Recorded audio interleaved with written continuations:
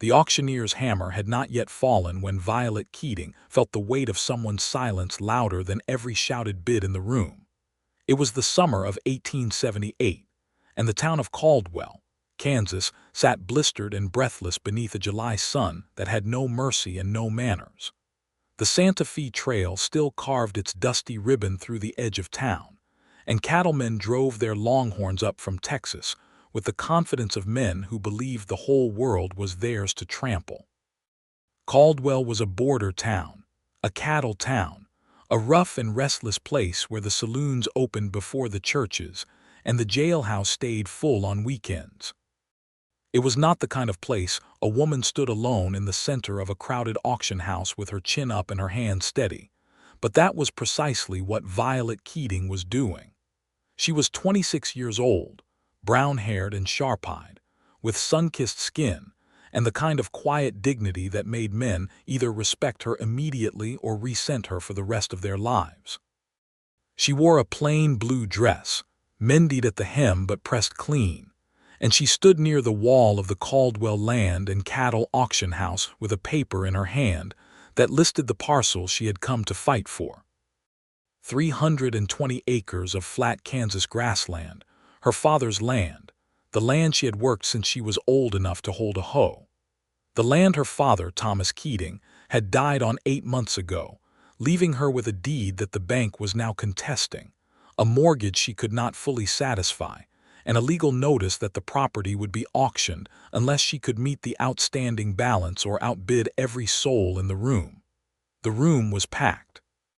Ranchers, speculators, a pair of men from a land investment company out of Wichita who wore suits too fine for Kansas dust, cowboys leaning against every wall. The local cattle baron, a man named Silas Drummond, sat in the front row with his thumbs hooked in his vest pockets and the expression of a man who had already decided how the afternoon would go. Drummond was 53, wide as a barn door, and he owned the 2 parcels on either side of Violet's land. He wanted the middle piece. He had wanted it for 3 years. And now, with Thomas Keating in the ground and his daughter alone, Drummond believed he was finally going to get it. Violet had scraped together $480, every cent she owned, plus what she had borrowed from her neighbor, old Mrs. Pratt, who had pressed the coins into her hand that morning and said, "You bring my money back with interest, girl, or you plant me next to your father." Violet had promised she would do neither. The auctioneer, a thin, red-faced man named Gerald Pott, was clearing his throat and shuffling his papers when Violet noticed the man in the back corner.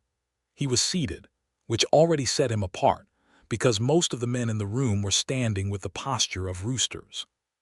He sat in a straight-backed chair near the rear window, hat in his hands rather than on his head, which was unusual enough. He was perhaps 30, maybe 31, with dark hair that needed cutting and a jaw that looked like it had been cut from the same limestone that lined the creek beds outside of town. He wore a working man's clothes, worn but clean, trailed dust on his boots but not on his shirt. His hands resting on the brim of his hat were large and careful, the hands of a man who worked hard and handled things with intention. He was not talking to anyone. He was not puffing himself up or posturing or discussing strategy with a partner. He was simply watching, and the moment Violet's eyes found him, his eyes found her back, and he did not look away. It was not a bold look. It was not the kind of stare she had learned to deflect from men who thought a woman alone was an invitation. It was something steadier and quieter, a look that acknowledged her without presuming anything about her, and it lasted only a moment before he dropped his eyes politely back to the hat in his hands. Violet looked away too. She had bigger things to concern herself with than the eyes of a stranger. Gerald Pott banged his gavel and called the room to order. "Parcel number 7, he announced, his voice carrying the nasal authority of a man who had been auctioning things for 20 years and had no more feelings about it. 320 acres, Sumner County, Kansas. Known locally as the Keating Tract. Current outstanding lien of $290 against this property to be satisfied by the winning bid above reserve. Opening bid is set at $300, Who will start us at 300? Silas Drummond's hand went up before the words were fully out. 300, Pot called. Violet's hand went up. 320. There was a ripple through the room, heads turning, men nudging each other. She heard someone laugh, low and mean, and recognized it as belonging to one of Drummond's hired hands along the right wall. Drummond turned his head and looked at her. His face said everything and nothing. He raised a finger. 350. 370, Violet said. One of the Wichita speculators entered at 380. Drummond bumped it to 400. Violet matched it at 420.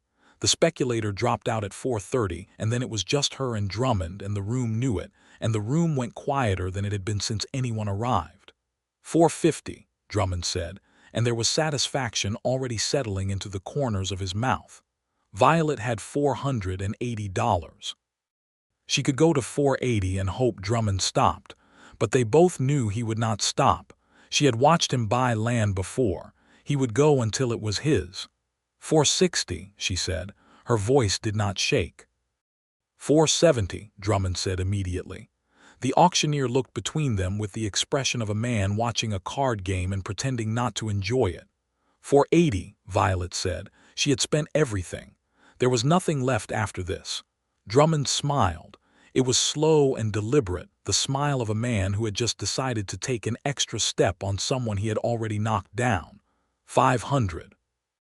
The silence that followed was so complete that Violet could hear the creak of the building and the wind outside. She had nothing else. She stood very still and looked at the floor in front of her and felt the weight of 3 years of planting and harvesting and mending fences and carrying water pressed down on her at once, all of it collapsing into this single moment where she had run out of numbers. "Do I hear 510?" Pot asked, looking at Violet with something that might have been pity if he had time for such things. Violet said nothing. She could not say anything. 500 going once. A quiet voice from the back of the room said, 520. Every head in the building turned. The man in the back corner had not stood up. He had simply raised one hand, unhurried, like a man signaling for coffee at a diner counter, and his voice had come out even and clear with no particular drama attached to it. Drummond turned all the way around in his seat. Pot blinked. 520 from the gentleman in the back. "Do I hear 530? Drummond looked at the man for a long moment with the calculating eyes of a predator assessing something unexpected. Then he said slowly, 540. 560, the quiet man said. Still seated, still unhurried, Drummond's jaw tightened. 580, 600. There was an intake of breath somewhere in the room. Drummond stood up now. He turned fully around and stared at the man in the back corner with the full power of his considerable physical presence. The way a man stares when he wants another man to understand that continuing will come with consequences.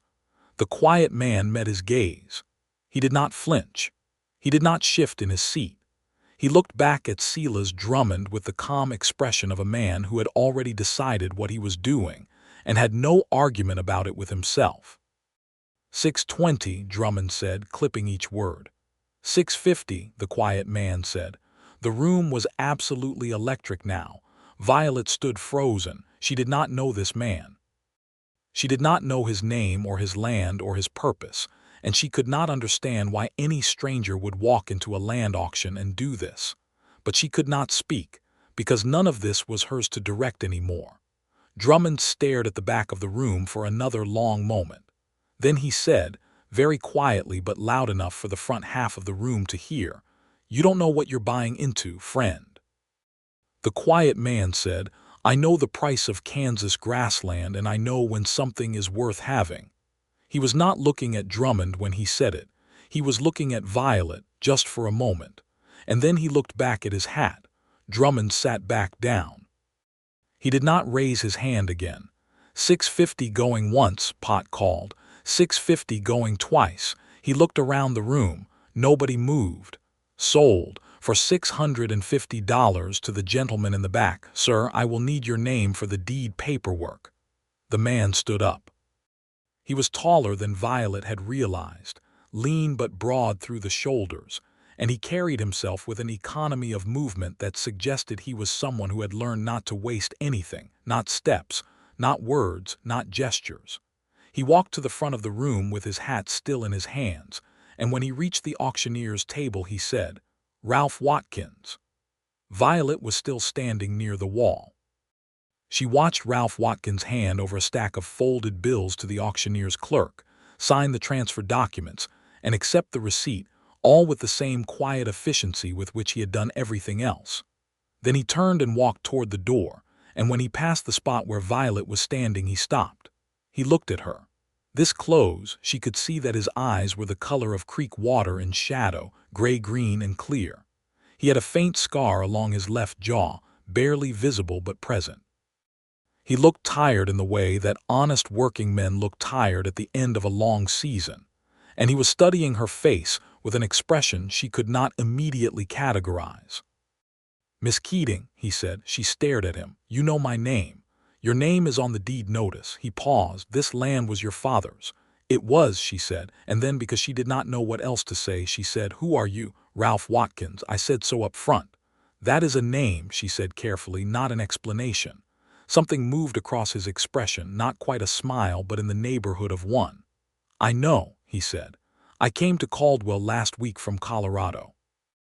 I have been looking for land. I heard about the auction. That is most of the explanation." "Most of it," she said. He held her gaze. "I will be at the Cottonwood Hotel until the end of the week, while the deed processes. If you would like to discuss the property, I am willing to do that. I think there is something to discuss." She studied him for a long moment, reading him the way a person learns to read weather on the plains, looking for the signs that told you what was really coming. She did not find anything that alarmed her. She found someone still and patient and serious, someone who was not pretending to be more than he was. That alone was unusual enough to give her pause. "I will be there tomorrow morning," she said. 8 o'clock. He nodded. He put his hat on, and it changed something about him, pulled him into the shape of the country more completely. Then he walked out the door into the July sun. Silas Drummond had not left.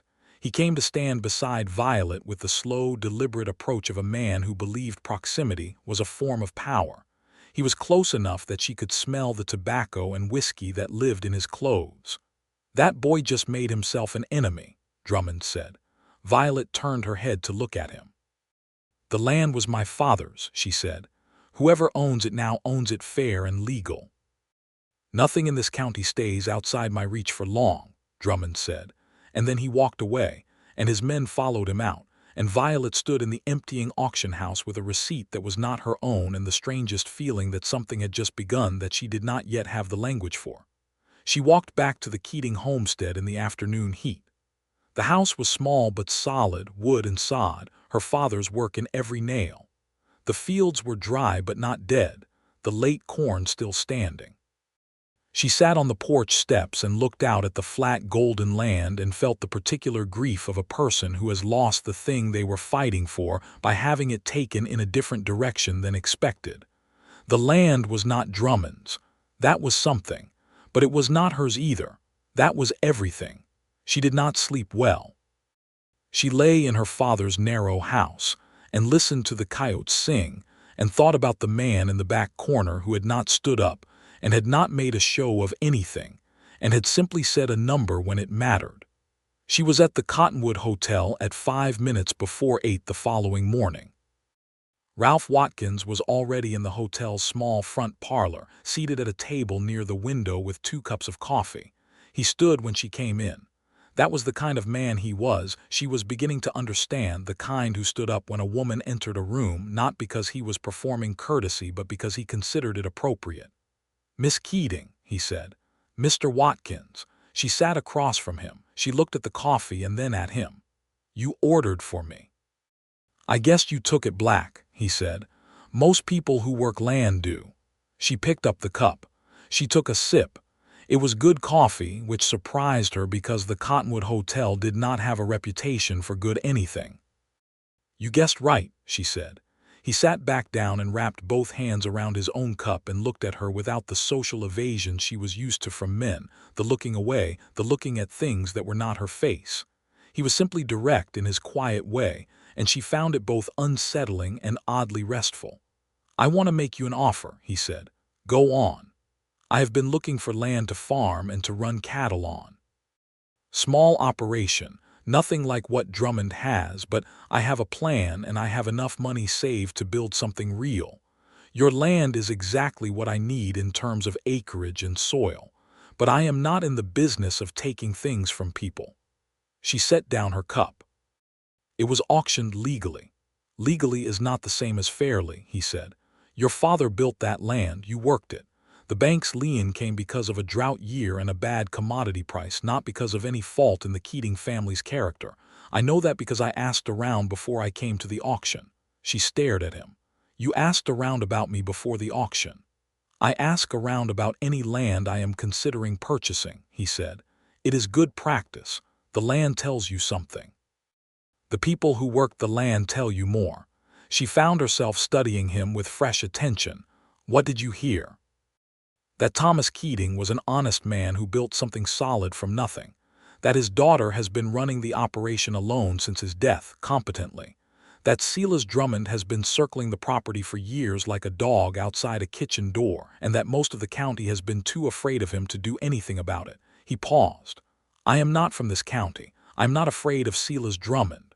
"You should be," she said, not as a warning but as information. "Maybe," he said. "What I want to propose is this. I hold the deed. The law is clear that the land is now mine, but I have no interest in putting you off land your family built. I am proposing a partnership. You stay on the land, you work the land as you always have, and I work beside you. I will provide the capital to clear the bank debt completely and begin improvements. We split the operation equally. In 1 year, if either of us wants to dissolve the arrangement, we discuss terms and arrive at something fair." Violet looked at him for a very long time. Outside the hotel window, Caldwell was waking up, the sounds of horses and wagon wheels and someone hammering on something in the distance. A rooster was making its displeasure known somewhere nearby. "You are a stranger," she said. "Yes. You are asking me to work alongside you, live on the same property as you, on the basis of one conversation and whatever you heard from people in town. I am asking you to consider it," he said. "I am not asking you to decide this moment. Why would you spend $650 on land you could find cheaper elsewhere, and then offer to split it with the person you beat at auction?" she asked. "That is not a business calculation that makes sense." He was quiet for a moment. He looked down at his coffee cup. When he looked back up, there was something in his face that was more open than it had been, a careful honesty he was choosing to offer.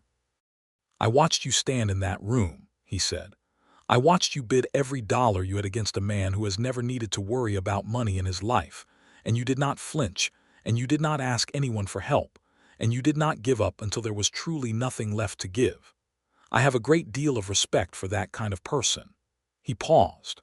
"I also think it is wrong that the land your father built should end up in the hands of a man like Drummond because of a drought year. The world contains enough wrongs of that kind. I did not see a reason to walk past this one when I had the means to do something about it." She looked at him. She said, "That is either the most idealistic thing I have ever heard a man say or the most dishonest." "I am not dishonest," he said plainly. She believed him. She could not have explained precisely why, but she did. She had spent 26 years on a working farm learning to read the difference between what was real and what was performance, and Ralph Watkins was entirely real. He was not charming, not in the way that men who wanted things from women were charming. He was direct and quiet, and he had the steadiness of someone who had thought carefully about what he was doing. "I will think about it," she said. "That is all I asked," he said. She left the hotel and walked through Caldwell's dusty Main Street and went to see her neighbor, Mrs. Pratt, who was 81 years old and had lived in Sumner County since before Kansas was a state, and who had an opinion about everything and was usually right. Violet told her everything. Mrs. Pratt listened with the concentrated attention of someone who treats other people's problems as seriously as her own. When Violet finished, the old woman rocked in her chair for a moment and said, "Did he look you in the eye when he talked?" "The whole time," Violet said. "Good. Men who look away are hiding. Did he make any promises he could not keep?" "He made no promises at all, just a proposal." "Then better. Did he ask you for anything that a sensible woman should not give to a stranger?" "No." Mrs. Pratt rocked some more. "The land is yours by blood and by work, even if some bank says different. If this man is what he sounds like, you take his offer and you keep your eyes open and you see what he is made of. The worst that happens is the year ends and you know the land better than you did and you are no worse off than you are right now." She looked at Violet sharply. "And what did he look like?" Violet opened her mouth to say that was entirely irrelevant. Mrs. Pratt said, "I am 81 years old, child. I did not ask because it matters to the business proposal." Violet felt something that might have been color in her cheeks, which was an event so rare she was not sure she recognized it. "He is tall," she said. "Dark hair, quiet." "Quiet is underrated," Mrs. Pratt said firmly. "Say yes." Violet went back to the Cottonwood Hotel that same afternoon. Ralph Watkins was sitting on the front steps in the shade, reading a newspaper that was 3 weeks old, the way newspapers always were out here. He looked up when she came up the walk. "Yes," she said.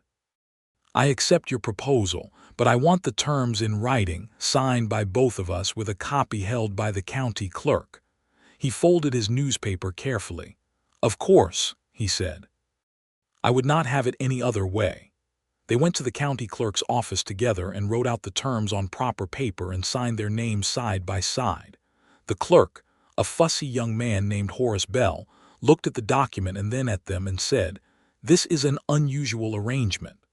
"Most practical things are," Ralph said.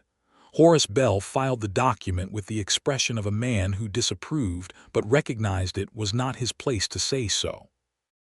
Ralph Watkins moved onto the Keating land that week. Violet showed him the property boundaries, the water sources, the condition of the soil in each section, where the good grazing was, and where the ground got soft in rain. She showed him the damage the drought year had done, and where it had recovered, and where it had not. She talked about the land the way people talk about things they love, with unconscious intimacy, in the particular language of knowledge that comes from years of attention. And Ralph listened to all of it without interrupting, asking only quiet and specific questions that told her he understood what she was saying.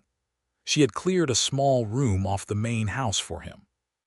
It had been her father's storage room, and she had moved the tools to the barn and put in a cot and a washstand and a lamp.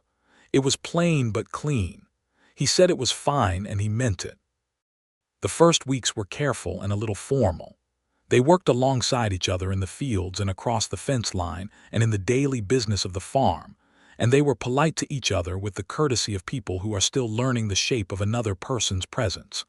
But Ralph Watkins had a quality that Violet found herself appreciating more with each passing day, which was that he never made her feel like she was being observed or assessed.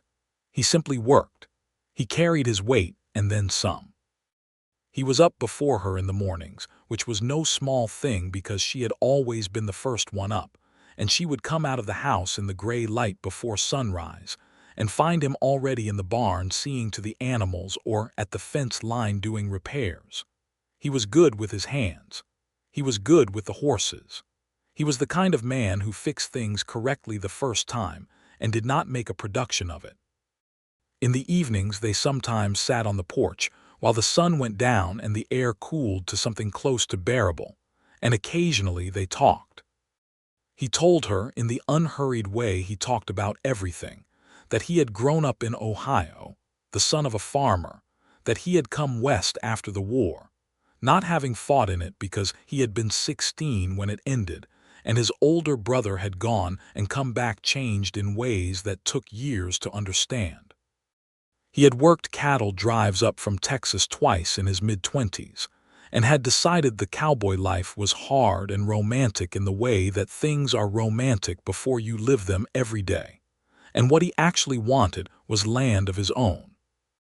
He had spent 5 years in Colorado working a silver operation, not as a miner but as a foreman, managing the supply operation, and he had saved carefully and systematically, and had come away with enough money to do what he had planned. Violet told him about her father, about growing up on this land, about the year Thomas Keating had taught her to read by the light of a single kerosene lamp, and had said that a person who could not read was a person who depended on others to tell them what the world said, and she had taken that as seriously as any lesson she ever learned.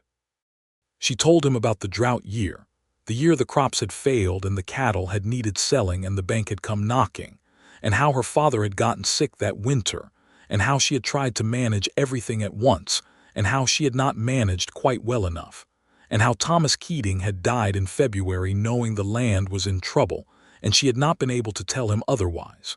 She had not told anyone else that last part. She did not know why she told Ralph.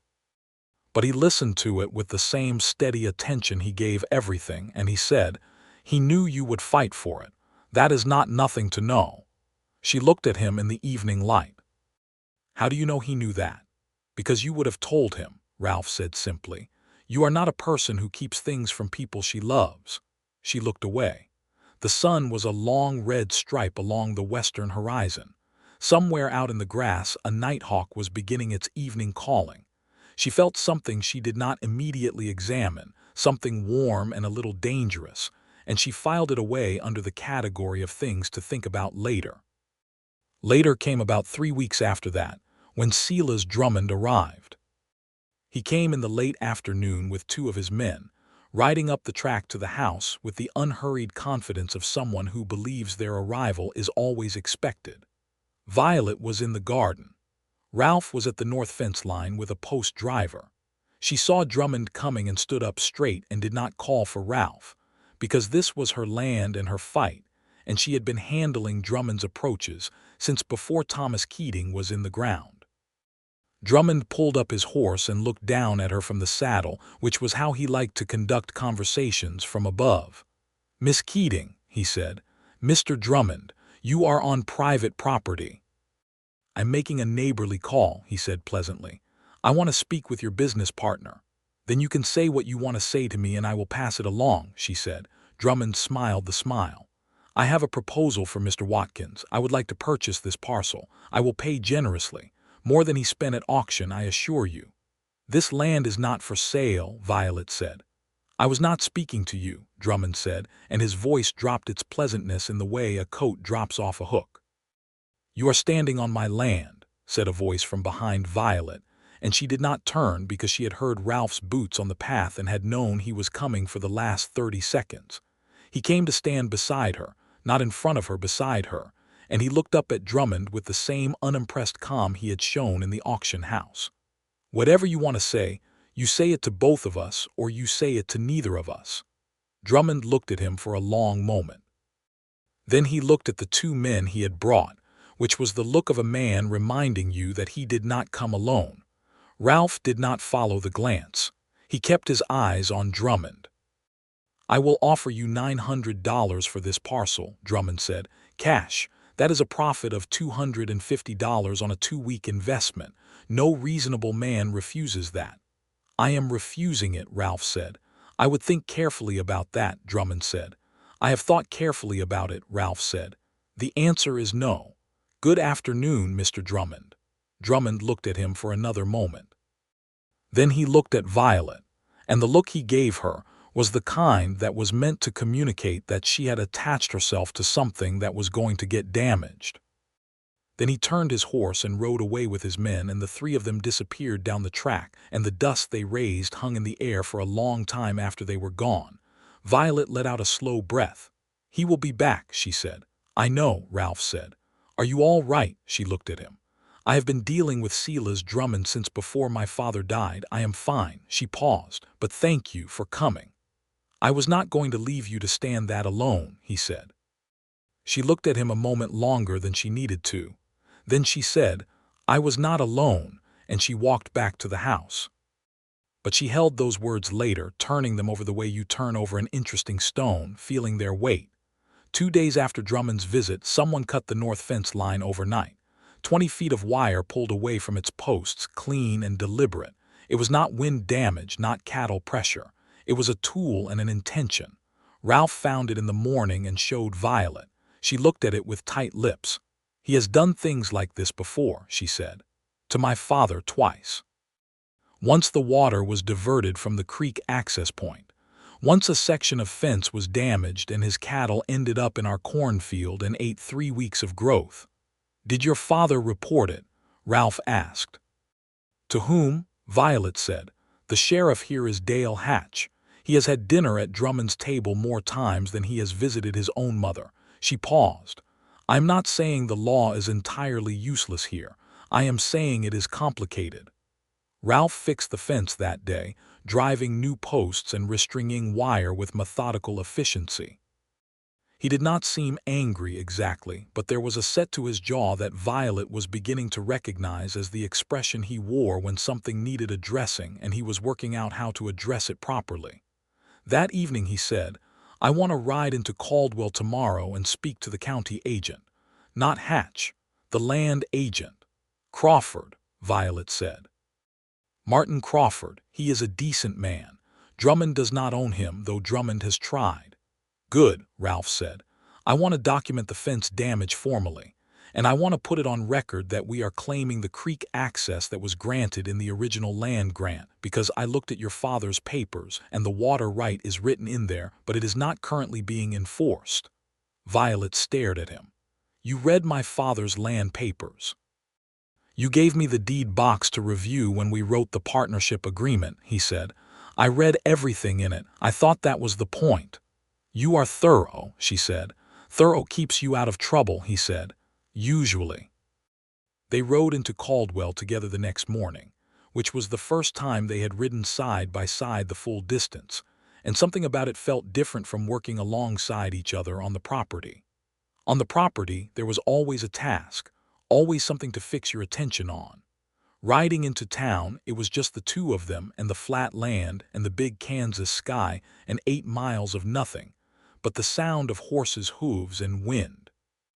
Ralph asked her about the land around them as they rode, the other properties, the families, the history of the county. She told him about the Winnebago homesteaders to the east who had arrived in 1873 and had fought the same kind of bank trouble the Keatings had. She told him about the Cherokee Strip to the south and what it had meant when the government had opened it and what it had taken from people who had been there first. She did not soften the telling. She said it plainly, the way she had learned from her father to say things plainly, and Ralph listened and nodded and said, "That is a wrong that does not get smaller for being common." She glanced at him. "A lot of men out here do not think about it that way." "A lot of men out here have not thought very carefully about much," he said, and there was no heat in it, just a plain observation, and she found herself doing something she had not done in a very long time, which was smiling for no immediate practical reason. Martin Crawford was in his office and he was, as Violet had said, a decent man. He listened to their account of the fence damage, examined the photographs Ralph had sketched in his notebook, reviewed the original land grant with its water right clause, and said, "I can formally register both of these items. Whether it prevents future incidents I cannot say, but it creates a documented pattern. If this continues and comes to any kind of legal proceeding, you will have the record." "That is all we are asking," Ralph said. Crawford looked at the two of them and then at his desk and said carefully, "I want you to understand that Silas Drummond is not a man who is accustomed to not getting what he wants. He has resources and connections and patience. I'm not saying this to discourage you. I am saying it so you know what you are dealing with." "I know exactly what I am dealing with," Violet said. Crawford nodded. He looked at Ralph. "Where did you come from, Mr. Watkins?" "Colorado," Ralph said. "You plan to stay?" Ralph did not look at Violet when he answered. He just said, "I plan to stay," and meant it in a way that was evident in his voice, and Violet heard it and looked at the wall. They had lunch at a small establishment on the main street that served decent food, a plain place with wooden tables and a woman who managed it named Helen Prout, who had given Violet work in the months after Thomas Keating's death when the farm income had dropped to almost nothing. Helen set bowls of beef stew in front of them and looked at Ralph with the frank assessment of a woman who ran her own business in a cattle town and had no time for pretense. "He is an improvement on the last type who came around sniffing at this property," she said to Violet, in the manner of a person speaking about a third party who is sitting right there. Ralph looked at his stew. Violet said, "Helen, I am 54 years old and I do not have time for social niceties," Helen said cheerfully and went back to her kitchen. Ralph looked up from his stew and there was the almost smile again, settled in the corners of his eyes. "She means well," Violet said. "I understood that," he said. The summer moved deeper into itself and the work on the land moved with it. They rebuilt the east barn wall that had been leaning since the previous winter. Ralph doing the heavy work and Violet doing the careful joinery that her father had taught her, the two of them working in comfortable proximity with the particular ease of people who have learned each other's rhythms. They put in a second water trough for the cattle. They repaired the roof of the house, which had 2 sections of shingle that had been loose since February. In the evenings they sat on the porch, and the conversations grew longer and less careful, the formal edges wearing away the way edges do when two people spend enough time in honest company together. She learned that Ralph Watkins loved the Kansas evening specifically, the way the light went sideways and golden before dark. She learned that he had read every book he could get his hands on since childhood and carried 2 novels in his saddlebag at all times, a habit she found both surprising and entirely consistent with what she was coming to know of him. She learned that he had once, on a cattle drive in Texas, talked a young cowhand named Ellis Bayard out of a confrontation that would have gotten the boy shot, simply by sitting down next to him and talking to him for an hour about nothing consequential until the moment for violence had passed. He told this story without any sense that he had done something heroic, just as an event that had happened, but Violet understood it completely, because it was the most Ralph Watkins thing she could imagine. She told him about the year she had wanted to leave. The year after her mother had died when she was 19, and her father had been so deep in his grief that the farm had felt like a prison, and she had thought seriously about going east, to Wichita or even further, to find some other kind of life. She had not gone. She had stayed because her father had needed her, and because she loved the land more than she loved the idea of somewhere else. But the wanting had been real, and she did not often tell people about it because she felt it made her seem ungrateful for what she had. Ralph said, "Wanting more than what you have is not ingratitude. It is the most human thing there is." She looked at him in the fading light. "Do you want more than what you have?" He looked back at her, and the answer was in his expression before he said anything, quiet and certain and a little unguarded. "I am starting to think," he said very carefully, "that I might be exactly where I should be." The silence between them then was the kind that had weight to it, the kind that two people sit inside and both understand and neither rushes. She said, "Good night, Mr. Watkins," and went inside. But she lay awake for a good long while. It was 2 weeks after that when the situation with Drummond became serious in a different way. Word came through Martin Crawford's office that Drummond had filed a legal challenge to the water right listed in the original Keating land grant, arguing that the creek access had been forfeited through non-use. It was not a strong argument legally, but it was expensive to fight, and Drummond knew it, and that was the point. Ralph read Crawford's letter at the kitchen table with his jaw set in that way it got. Violet read it over his shoulder and felt the old familiar tightening in her chest, the sensation she had lived with for months during her father's illness, the feeling of a noose being walked closed. "We need a lawyer," Ralph said. "Lawyers in Caldwell cost money we would rather use for the spring planting," she said. "Then we find a lawyer in Wichita," he said. "I have money enough to cover it. This is what the partnership capital is for." She wanted to argue. She did not because he was right. She said, "I know someone, a woman named Constance Abelard who passed the bar in 1876. She works out of Wichita. My father met her once." He said she was the most competent legal mind he had come across, which is saying something because he did not give compliments carelessly. Ralph looked up from the letter. A woman lawyer in Kansas in 1878, he said. That is not nothing. No, Violet said. It is not. They sent a letter to Wichita that day. Constance Abelard wrote back within the week, agreed to take the case, and arrived by stage coach 2 weeks after that. A small, brisk woman in her mid-30s with sharp eyes and an organized briefcase that she set on their kitchen table, and opened with the efficiency of someone who charged by the hour and respected their client's money. She reviewed everything: the original land grant, the auction records, the partnership agreement, Crawford's documentation of the fence damage, and the new legal challenge. She made notes with a pencil that she kept sharpened with a small knife she carried in her pocket.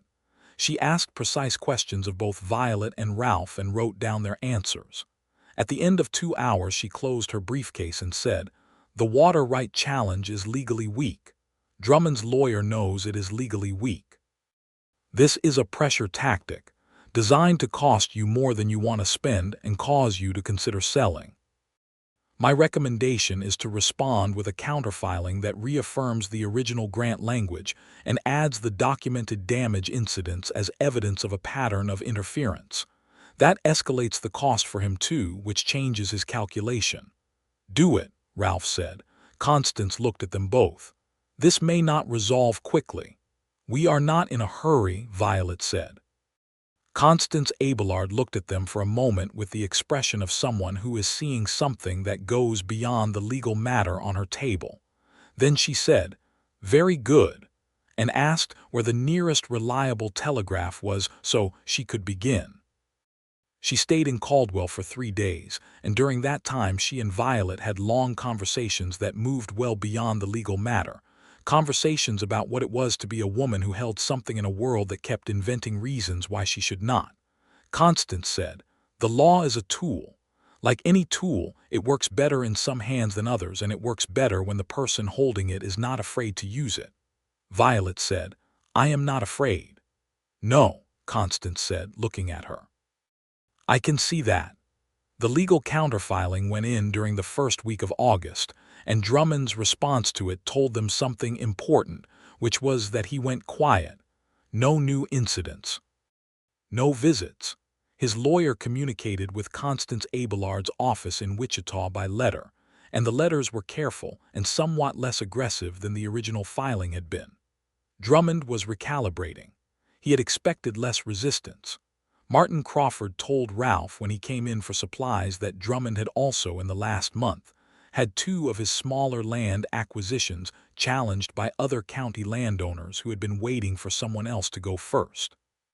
The legal challenge against the Keating parcel had opened something in the county's willingness to push back. "You started something," Crawford said, not entirely disapprovingly. "We just defended what was ours," Ralph said. Crawford nodded. "Sometimes that is the same thing." August turned toward September, and the air began to carry the first suggestions of the autumn that was coming, a slight sharp edge in the mornings that was the plains version of a warning. The harvest came, and it was good, better than the previous 2 years, the land responding to the additional water management Ralph had put in at the northern section. They worked the harvest together for 2 weeks straight, up before light and done after dark, falling into their beds exhausted and rising to do it again.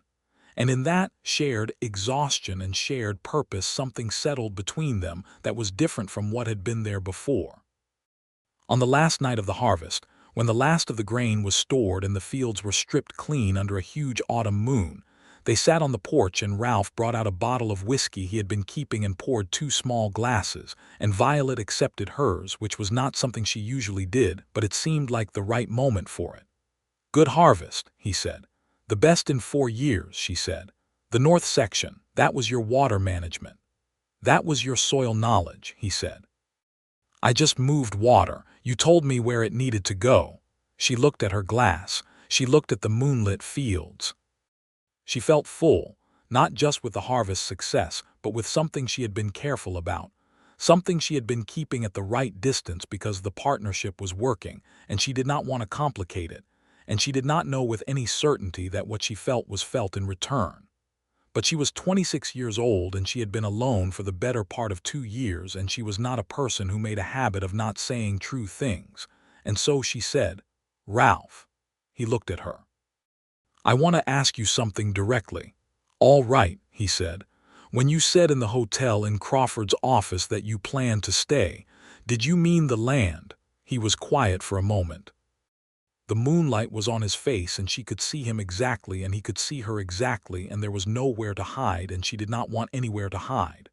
"No," he said, "I did not mean only the land." She let out a slow breath.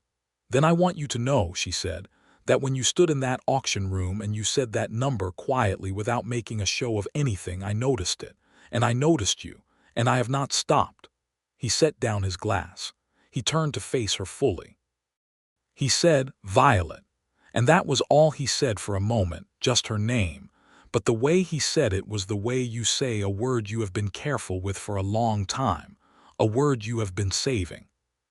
Then he said, "I came to Caldwell looking for land. I told you that and it was true. But I also want you to know that from the moment you stood up in that auction room and said your first number into Silas Drummond's face with everything you had, I have not been thinking only about land either." She looked at him for a long moment, this quiet and steady man who had appeared in the back corner of the worst day of the year and had said a number when it mattered, who had fixed fences and read her father's papers and listened to her without interruption and said true things without decoration. She said, "Then I think you should stop sitting 3 feet away from me." He reached over and took her hand. His hand was warm and large, and it closed around hers with the same careful intention he brought to everything. Not too tight, not uncertain, just exactly right.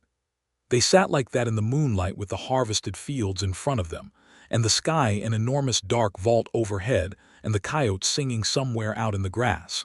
And Violet thought that this was what it felt like when the thing you had been fighting for stopped being a fight and became simply a life.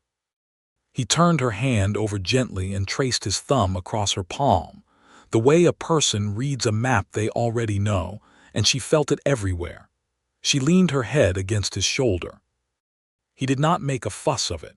He simply adjusted to accommodate her, and they sat that way until the moon had moved a good way across the sky and the night had gotten cold enough to notice. When they finally went inside, he stopped at the door to the storage room and turned to look at her and said, "Good night, Violet." And she said, "Good night, Ralph," and went to her room, and she lay in her bed and looked at the ceiling and felt something she had not felt in years, which was the specific happiness of knowing that tomorrow the person she wanted to see would still be there. The weeks that followed were the quietest and the best. Nothing about the work or the land or the structure of their days changed dramatically.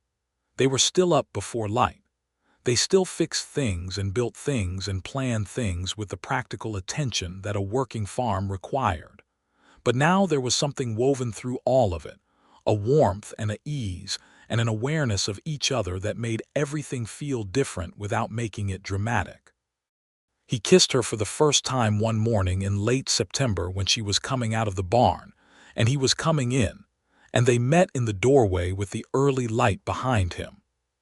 He stopped and she stopped, and he looked at her the way he sometimes looked at her, with that clear and quiet intensity, and then he leaned down and kissed her, softly and without hurry, and then pulled back to look at her and make sure it was welcome. She looked at him. Then she pulled his face back down and kissed him back with considerably more conviction, and he laughed against her mouth. The first time she had heard him laugh like that, fully and freely, and it was the best sound she had heard in years. "Good morning," he said. "It is getting better," she said.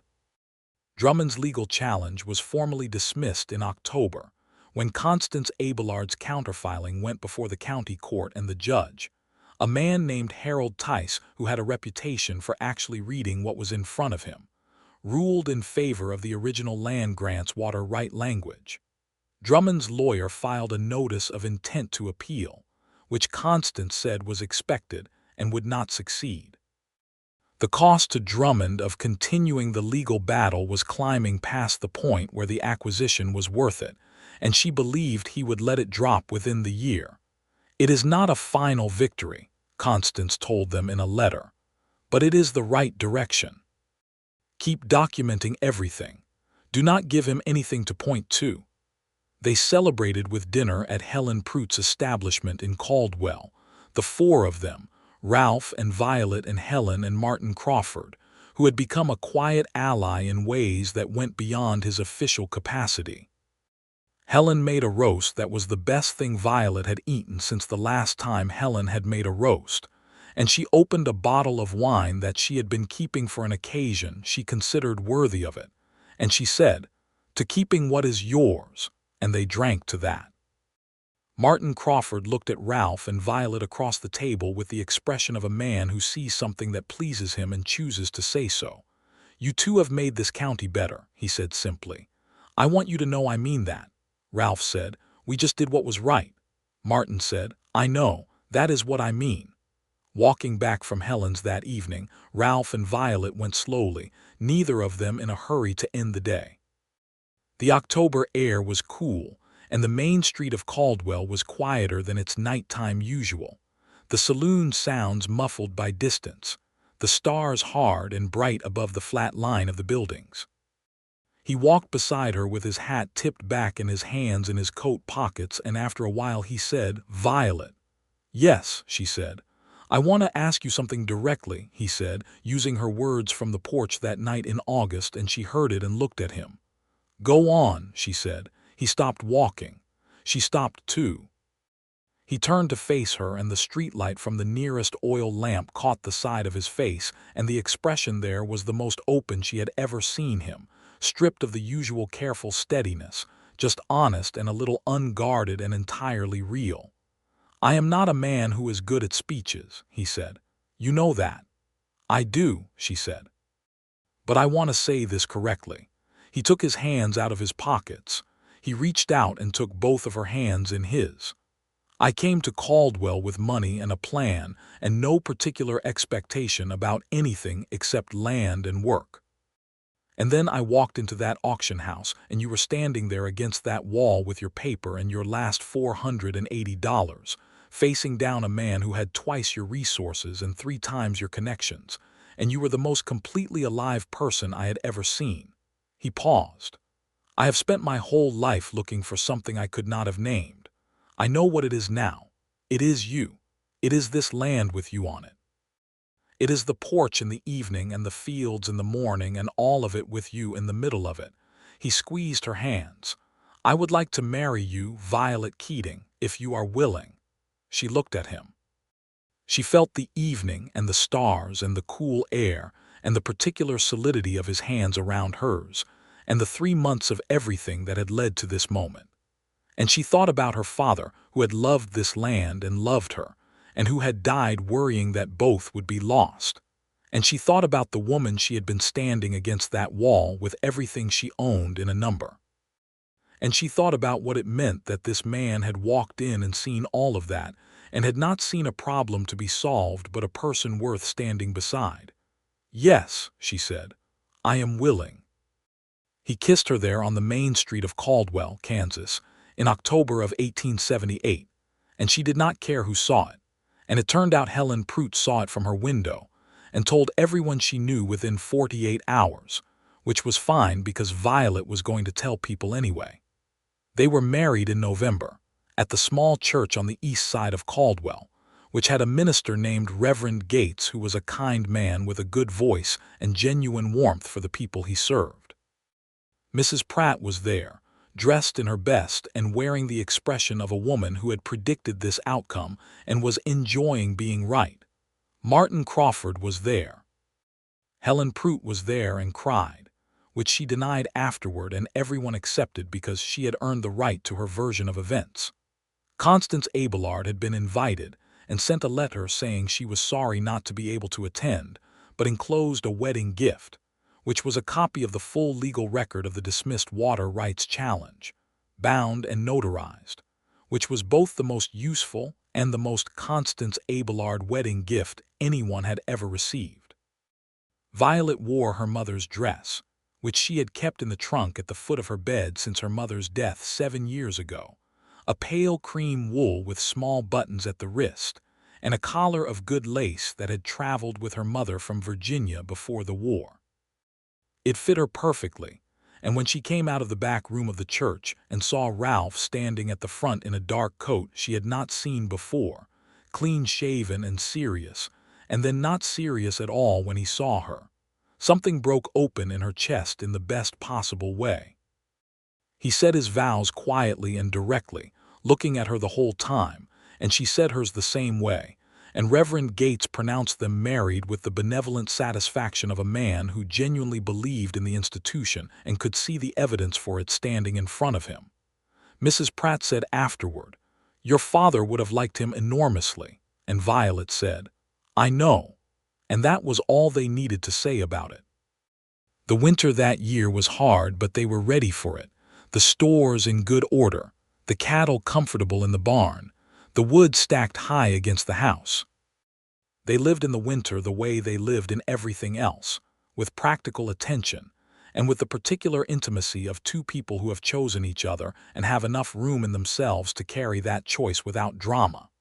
He taught her to play chess during the long evenings, which she learned quickly, and was beating him by February, which delighted her, and which he accepted with the good grace of a man who was genuinely pleased when the person he loved was better at something than he was.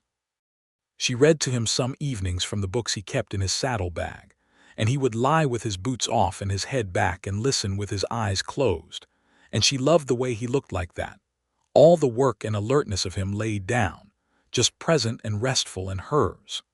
Spring came the way spring comes on the Kansas plains, with violence and with beauty, the thunderstorms rolling in off the Rockies with the grandeur of something much older than the people below, the land greening almost overnight.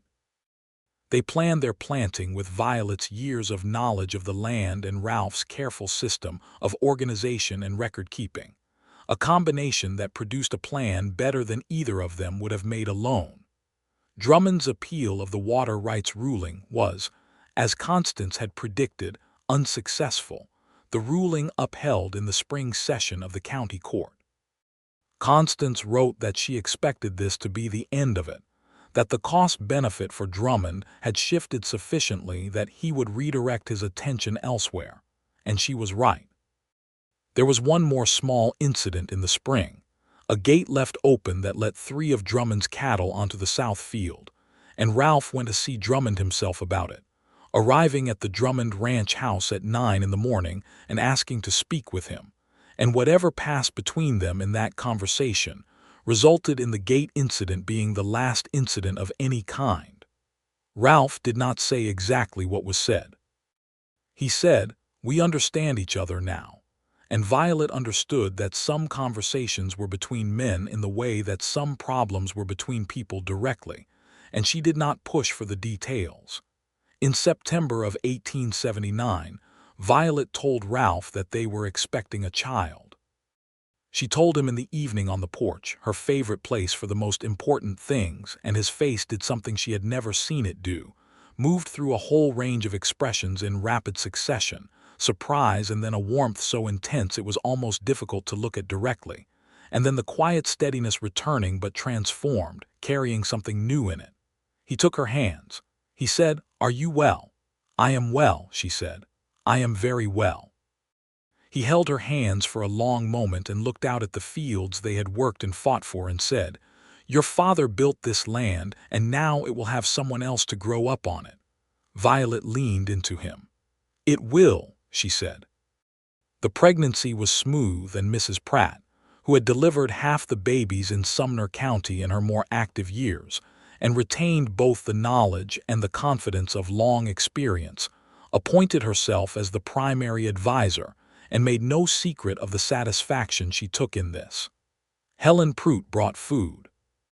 Martin Crawford came by with a crib he had built himself in his woodshop, sanded smooth and put together with mortise joints that would last a lifetime, and said it was a housewarming gift for the newest resident, and nobody could argue with that.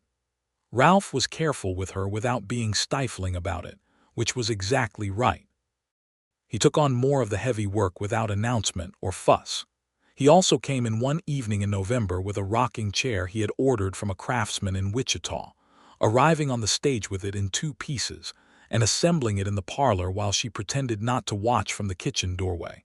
And when he was done, he called her in and she sat in it, and it was the most comfortable thing she had sat in since before she could remember. "You ordered a rocking chair," she said. "You sit on porch steps," he said. "You should have a chair that is appropriate for where you are now." "Where I am now," she repeated. "I mean the winter," he said, "and what comes after winter." But he was smiling when he said it, and she knew what he meant, and she loved him for how he meant it. Their son was born on a bitterly cold night in February of 1880, attended by Mrs. Pratt and Helen Prout, and one terrified but determined Ralph Watkins, who had clearly decided that he was going to be present for this regardless of what tradition suggested, and who remained present and useful and calm in the way that he was calm, not without feeling, but with the feelings properly directed. He held her hand and he spoke to her, and he listened to Mrs. Pratt's instructions with the obedient attention of a man who understood that in this situation he was not the person in charge and was entirely at peace with that. The baby was born healthy and loud and surprising, with dark hair like his father and eyes that, in the way of new babies, were impossible to read, but would in time become the gray-green of his father's eyes. Violet held him in the lamplight with the winter howling outside, and looked at this person who had not existed before, and who was now the most present and complete thing in the room, and felt something she had no adequate word for. Ralph sat beside her on the edge of the bed and looked at the baby with an expression of such transparent and uncomplicated wonder that she had to look away for a moment, because it was too much and too good. "He is real," Ralph said, which was not a particularly eloquent observation but was exactly what she was thinking. "He is," she said. "What do we call him?" Ralph asked. They had discussed names but not decided. She looked at the baby. She said, "Thomas, for my father." Ralph was quiet. Then he said, "Thomas Ralph Watkins." She looked at him. "Thomas Ralph Watkins," she agreed. Mrs. Pratt, who had been tidying up across the room with the brisk efficiency of someone who had seen this moment many times and never found it less meaningful, said without turning around, "Your father would be so pleased." And her voice had something in it that suggested even she was not entirely unmoved by the evening's events. Thomas Ralph Watkins grew up on the land that his grandfather had built and his parents had fought for, a loud and curious and cheerful boy who followed his father around the fields with a determination that Ralph met with patient explanation of everything he was doing. He was walking by 11 months, speaking in full sentences by 2 years, and helping feed the chickens by the time he was 3 with the great seriousness of a person who has been given an important responsibility and intends to honor it. Drummond died in the spring of 1882 of a heart event, which came as a surprise to no one who had known him, and his land went to a nephew from Missouri who had neither his uncle's appetites nor his hostilities, and who, within a year, had sold off the western parcels, including the 2 adjacent to the Watkins land. Ralph purchased one of them, 200 acres of good grazing land, and the Watkins operation expanded properly for the first time, enough to run 120 cattle, and to hire a hand, a young man from Oklahoma Territory named James Blue, who was 20 years old, steady and good-natured, and who within 6 months had been absorbed into the household's rhythms the way useful people always are. Constance Abelard came to visit in the summer of 1882, traveling through Caldwell on her way to a case in Texas, and stayed 3 days. She sat on the porch with Violet in the evenings and they talked about everything, about the law, about what was changing and what was not, about the women in Kansas who were working toward suffrage, and the ways the territory's culture was shifting, and what it might look like in 10 or 20 years.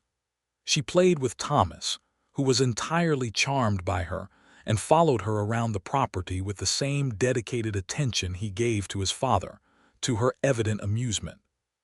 She said before she left, You have built something real here."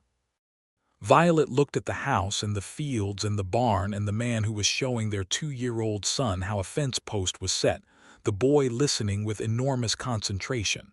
She said, "I know." Constance said, "Your father's land, your father's work, and now more." "More," Violet agreed. In the autumn of 1882, Violet told Ralph they were expecting a second child, again on the porch, and his response this time was the smile first, immediate and certain, and then his arms around her, and she pressed her face into his shoulder and felt the solidity and warmth of him and all the years they had built in this place. "Thomas will be absolutely insufferable about this," she said, her voice muffled against his coat. Ralph laughed. "He will be wonderful," he said. "He is wonderful about everything." Their second child, a daughter, was born in April of 1883 in the same house, attended by the same Mrs. Pratt, who was now 86 and if anything more vigorous in her opinions than ever. The baby was brown-haired like Violet and had, from the first moment, the watchful and assessing expression of a person who has arrived somewhere interesting and is taking stock. They named her Clara, after Ralph's mother, who had died in Ohio the previous year, a woman Ralph had spoken of with simple and genuine love, a farmer's wife who had read to her children every night of their childhoods and had told her youngest son that the world was larger than Ohio and that he should go and find it. Thomas, who was 3, received his sister with the complicated mix of fascination and possessiveness that is the particular territory of first children meeting the second, and within a week had appointed himself her official guardian, which made everyone who witnessed it extraordinarily happy. The land was good that year and the year after. James Blue, their hired hand, turned out to have a gift with horses that exceeded his gift with cattle, and Ralph, recognizing this, reorganized the operation to lean into James's strengths, a decision that improved the horse portion of the business significantly and meant James stayed, which was the actual point. By 1884, the Watkins operation was one of the healthier small ranches in Sumner County, not Drummond-sized, not ever going to be, which suited them perfectly, but solid and growing and built on work that was entirely their own. Mrs. Pratt, who had become as much a part of the household's fabric as the furniture, died quietly in her sleep in the winter of 1884, which was the way she had said she wanted to go, and which therefore felt, through the grief of it, like a gift to her. Violet and Ralph and Thomas and Clara attended the burial, and Violet spoke about her at the graveside, about the woman who had pressed coins into her hand on the morning of the auction and said to bring them back with interest, about the woman who had told her to say yes to a stranger's proposal on the basis that it could not make things worse, about the woman who had delivered her son in a February snowstorm and told her it was all going to be fine in the tone of someone who did not permit other outcomes. She said, she never had more than she needed, but she was never without enough. I think that was something she chose, and I think it is the most important thing she taught me. Ralph's hand was at her back the whole time, just present, just there. In the evenings, years later, when the children were older and the farm was established, and the legal challenges were distant history and Silas Drummond was 3 years in the ground, Ralph and Violet sat on the porch they had repaired together and expanded by 6 feet in 1881 to fit the rocking chair properly. And they watched the Kansas evenings do what Kansas evenings do, the light going sideways and golden, and the sky opening up into something too large to take in fully and better for it. Thomas, who was 9 by 1889, had taken to helping with the books, the farm's accounts and records, with a precision that reminded Violet of his father at the desk, and filled her with a satisfaction she could not entirely articulate. Clara, who was 6, had started reading with an intensity that alarmed her brother and delighted her parents, and reminded everyone of a great-grandfather she had never met, but who had told his daughter that a person who could not read was at the mercy of other people's versions of the world. Violet kept her father's land. She kept more than her father's land. She had expanded it and improved it and fought for it and built on it and raised 2 children on it who would keep building. She had done it with a partner who had arrived quietly in the back corner of a room when she had nothing left and had said a number out loud without making a show of it. And she had understood him from that moment on, even when she did not yet know his name.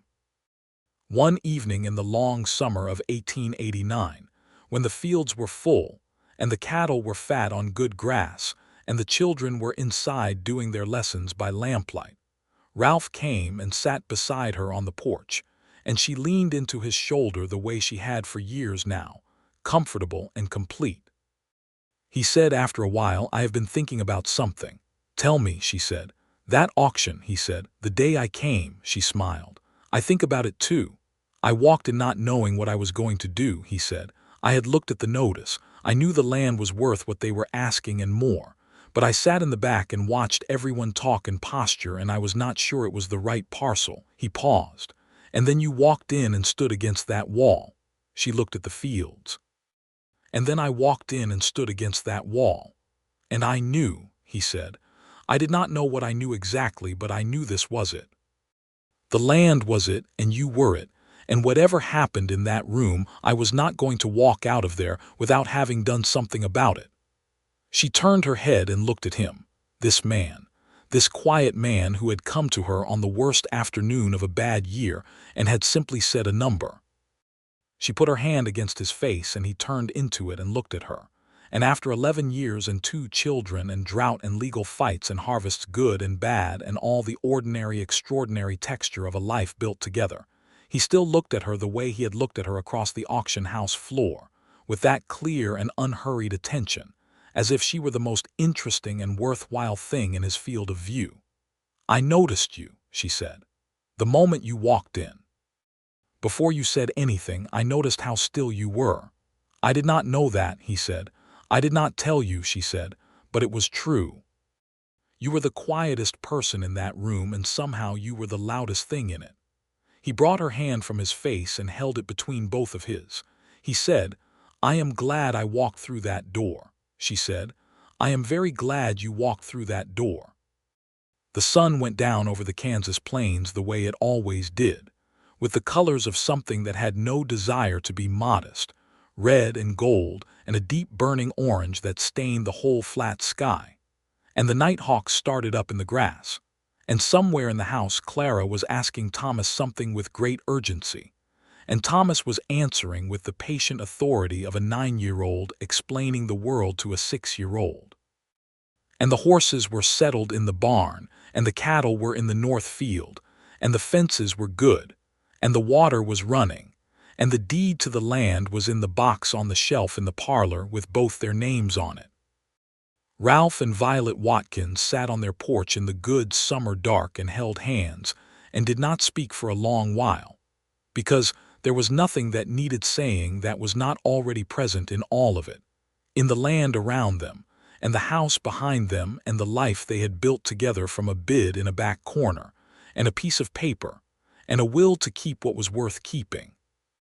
The stars came out above the Kansas plains in their thousands, the same stars that had been there before any of this and would be there after, indifferent and magnificent. And below them, on 320 acres of flat good grassland in Sumner County, a family was home,